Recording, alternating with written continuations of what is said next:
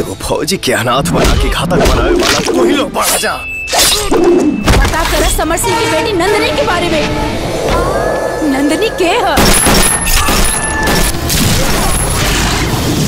और ये सब जानला के बाद भी अगर उहे कॉन्फिडेंस आके हमरा से बियाह के बात करबा के ना छोड़ा तो हम तोहरा से बियाह करब।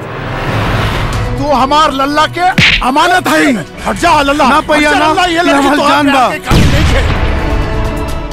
नंदनी हमार लल्ला के जान है।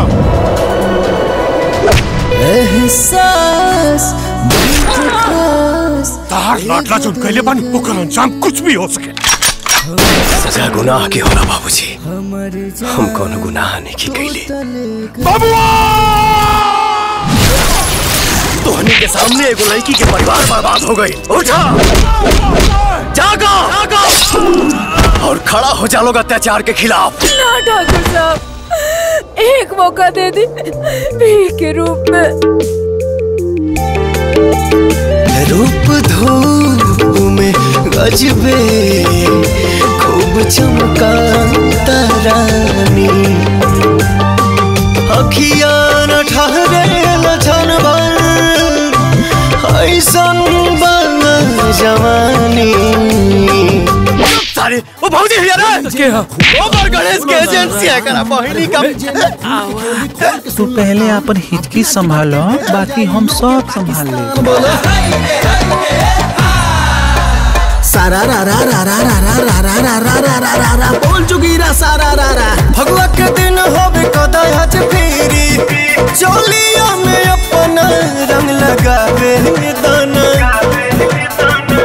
होली में देवर वो सन के पद भौजी भजावे।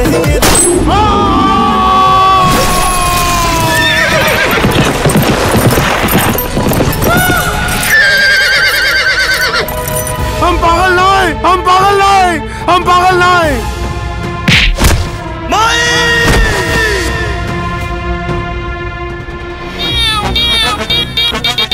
सौ चूहे खा के बिल्ली हज को चली है।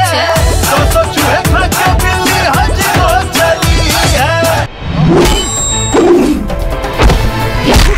तुझसे जुड़ल राजा सगरो अरमान जिया कैसे अब तो हो गया दिल के मेहमान जी।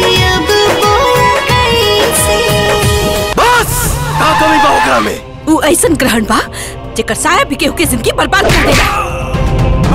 अब कुछ दिन में कुंदन सब कुछ भुला जाए। सही समय देख करके ओकर ब्याह कर दे। मन करे करे तो से सारी सारी रतिया बतिया हो, 3 दिन से मरले बमतिया हो तोहरी सुरतिया।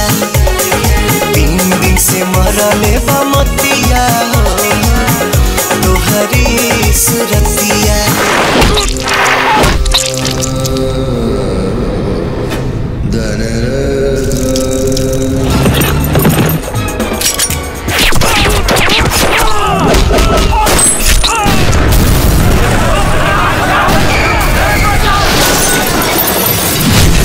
सीमा पे लड़े वाले जवान देवराज के हवेली के दहलीज भी ना पार कर सकेला।